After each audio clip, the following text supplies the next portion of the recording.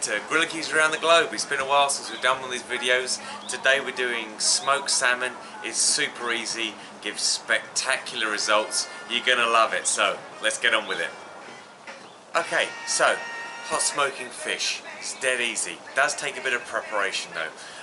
What you want to do is create a cure, put the fish inside that cure, and then leave it for a period for the cure to form what's called a pellicule, essentially a skin on the fish. Alright, a cure, very, very simple. It's 1 part salt, 1 part sugar, and typically a good liberal dose of some kind of flavour that you want. Typically coarse ground black pepper is great, dill might go into it as well. But the important part is 1 part sugar, 1 part salt. So for a whole fillet of salmon, I might well use a cup of salt, a cup of sugar, and then put it liberally over the top, and a good healthy dosing of coarse ground black pepper. Then what you want to do, wrap it up tightly. Initially in a cling film or cellophane, wrap it up very, very tightly, then add a layer of foil, and then you want to put it in the fridge under pressure, so maybe put a milk carton or something on top of it, leave it for a period of time for that pellicule to form. Now, if I was doing a full fillet of salmon, you know, yay big, I'd have 2 of them, cover them both, wrap them very tightly, and then I'd leave them in the fridge for, say, 24 hours. That seems to work quite well with salmon. With other firm white fish such as trout, you can take a lot less time. An hour may work for small fillets of trout. In this case, I've used small pieces of salmon. I have cured them, left them for about 24 hours. I'm going to unwrap them on the camera to show you, and then I'm going to wash them off and cook them. The actual curing process is very, very straightforward, so we can pretty much take that as read. Alright, let's have a look.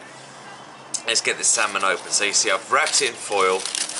The royal foil's wrapped it up pretty tightly. Inside the foil, I've also wrapped it very tightly in cellophane. Get that open. And what you can see is it's actually quite wet, because the cure, the salt in the cure, and then the pressure draws fluid out of the actual piece of salmon itself, giving you essentially fish juices. Now, this is why you want to wrap it up tightly and probably put a plate under it in the fridge, because these juices, if they leak, you know, they can be described as a lot of ways, but pleasant is probably not one of the words that comes to mind. Okay, so you can see this got a liberal dosing of pepper. It's got the cure on top. It's just started to set a little bit, and I've also put the cure on the skin side as well. Alright, so the next step is to wash this off. So I'm going to take it into the kitchen, wash it all off, come back, put it on the fire, and off we go. Okay, so the salmon's been washed off. A good guide for how well you've done at washing is how much pepper you can still see, so I try and make sure the majority of it's gone. If you leave the cure on, the fish will just be too salty, so you've got to make a good job of washing it off. Okay, so Weber's set up. Classic 2-zone fire. We got about 15-20 coals on one side to get us into that sort of smoking zone of about 250 degrees.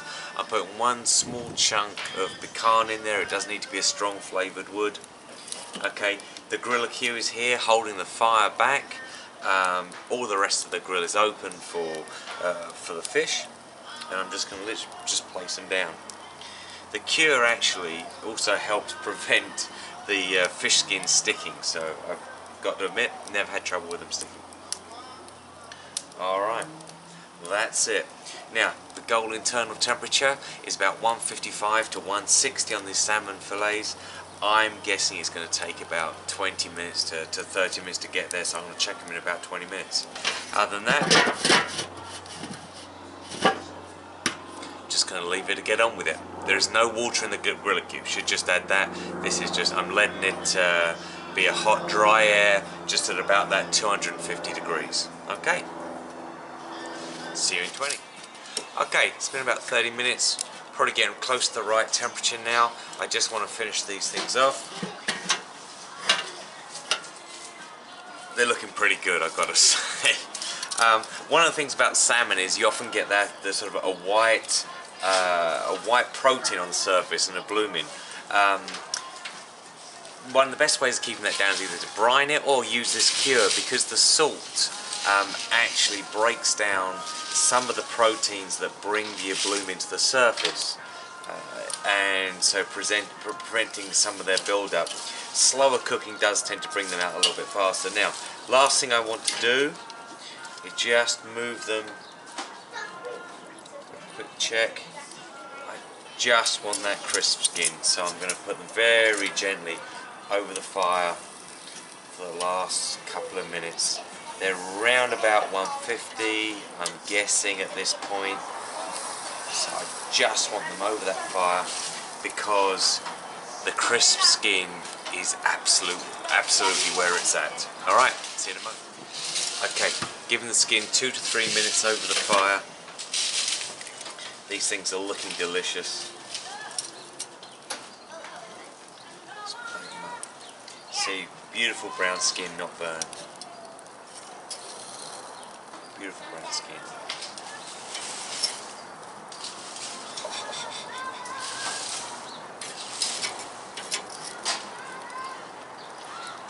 Some pretty lovely looking fish. Okay, so let's break these open and have a quick look. What we should see is it's perfectly cooked through, just like that. It's going to come straight off the skin, gorgeously. Now, for me, there are two types of people: those that recognise that this skin is the absolute best part of the fish, and those people that you shouldn't be friends with. I tell you, that's just delicious. All right. Have a quick look at the broken flesh. So the flesh comes apart easily. It's got a lovely translucent colour. As I say, it's right about 155 Fahrenheit. Just a beautiful looking fish. Break it apart. Look at that. So easily, so moist, so tender.